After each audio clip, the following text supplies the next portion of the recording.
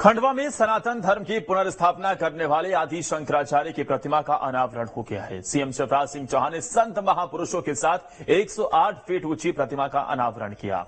इस दौरान सीएम ने अद्वैत लोक का भी भूमि पूजन किया है। भगवान शिव को समर्पित 12 ज्योतिर्लिंगों में से एक ओंकारेश्वर में शंकराचार्य की प्रतिमा का नाम एकात्मता की प्रतिमा रखा गया है। यह विशाल प्रतिमा नर्मदा नदी के किनारे सुरमय मांधाता पहाड़ी के ऊपर स्थित है। कार्यक्रम में सीएम यज्ञ अनुष्ठान में शामिल हुए। सीएम ने पत्नी साधना के साथ वैदिक मंत्रों के साथ हवन किया है। इस कार्यक्रम में केरल परंपरा की झलक देखने को मिली। सीएम शिवराज ने संतों के साथ आदि शंकराचार्य के चरणों पर पुष्प अर्पित किए और उसके बाद वैदिक मंत्रों के बाद पूजा की है।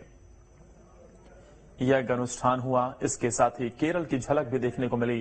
पूरे पारंपरिक तरीके से यह आदि शंकराचार्य के विशाल मूर्ति, विशाल प्रतिमा जिसका अनावरण किया गया है, एकता का संदेश स्टैच्यू ऑफ वननेस देगी। अद्भुत और अलौकिक है। ये लग रहा है कि एक बार फिर आगे उनका अवतरण हुआ है। ये ज्ञान भूमि है उनकी।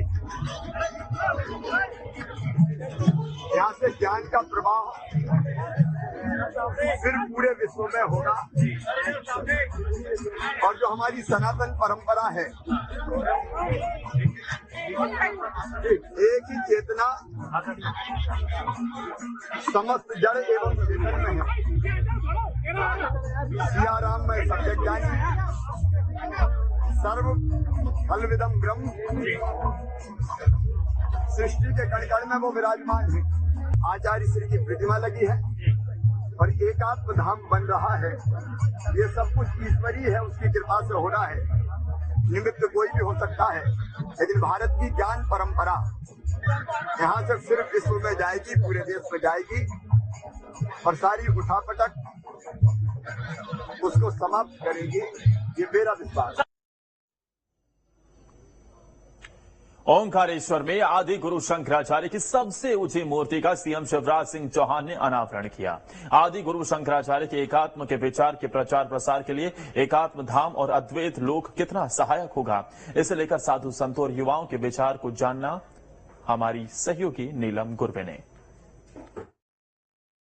आदि गुरु शंकराचार्य की एकता की मूर्ति स्टैच्यू ऑफ वननेस का अनावरण आज बड़ी ही धूमधाम से ओंकारेश्वर में किया गया।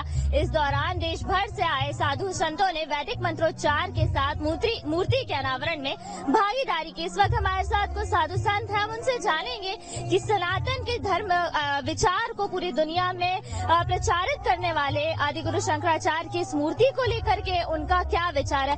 स्वामी जी, मैं आपसे सबसे पहले तो जानना चाहूंगी कि आप कहाँ से आए हैं, और दूसरा सवाल ये कि जो ये इतनी बड़ी मूर्ति स्टैच्यू ऑफ वननेस का यहाँ अनावरण किया है, ये आदि गुरु शंकराचार्य के विचारों को और आगे बढ़ाने में कितनी ज्यादा सहायक होगी?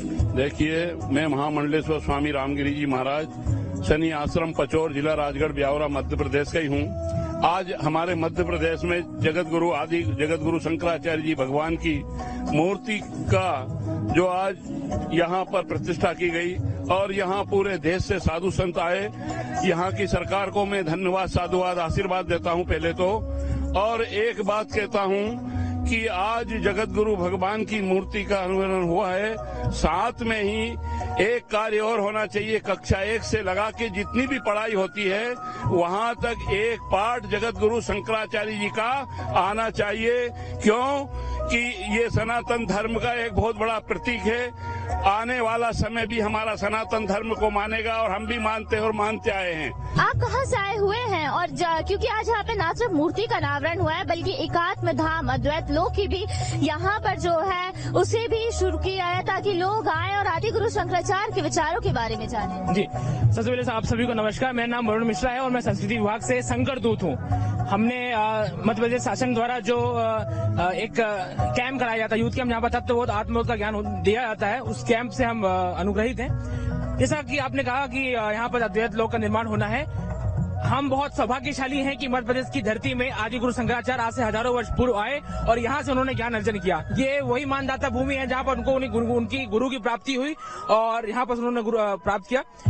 अद्वैत लोक बनने का सबसे बड़ा लाभ ये है कि यहाँ से पूरे विश्व से यहाँ पर वेद के कॉलेजेस खुलेंगे, वेद पे रिसर्च होगी, अद्वैत वेदांत पे, शंकरा भाष्य पे, ये सभी जो सरकार का प्रकल्प है वो एक दिन सिद्ध होगा और आकर्षण का केंद्र ओमकारेश्वर पूरी दुनिया में बनेगा, पूरी दुनिया के लोग यहाँ पर आएंगे। बिल्कुल, मैं आपसे भी जानना चाहूंगी खासतौर पर एक युवा के नजरिए से, जब मध्य प्रदेश में आदि गुरु शंकराचार्य की 12 साल की उनकी प्रतिमा अनावरण होती है, कितना मददगार होगा उनके विचारों के लिए और युवाओं को कितना यहाँ पर जो है सनातन की ओर खींचने के लिए कितना हम कह सकते हैं कि प्रेरित करेगा? देखिए, सबसे पहली चीज तो जितने भी हमारे युवा हैं जो आज यहाँ पर हैं और भविष्य में शंकराचार्य की इस प्रतिमा को देखने के लिए आएंगे, शंकराचार्य ने सबसे एक सूत्र दिया था, वो एकात्मता का सूत्र दिया था, जो कि शंकराचार्य ने पूरे भारतवर्ष का भ्रमण करके सबको जोड़ने का काम किया था। तो यहाँ पर अद्वैत लोक का निर्माण किया जा रहा है, जिसमें जितने कार्य शंकराचार्य ने किए हैं वो सारे कार्य प्रदर्शनी के माध्यम से, चित्रों के माध्यम से, कलाकारी के माध्यम से युवाओं को दिखाए जाएंगे और किन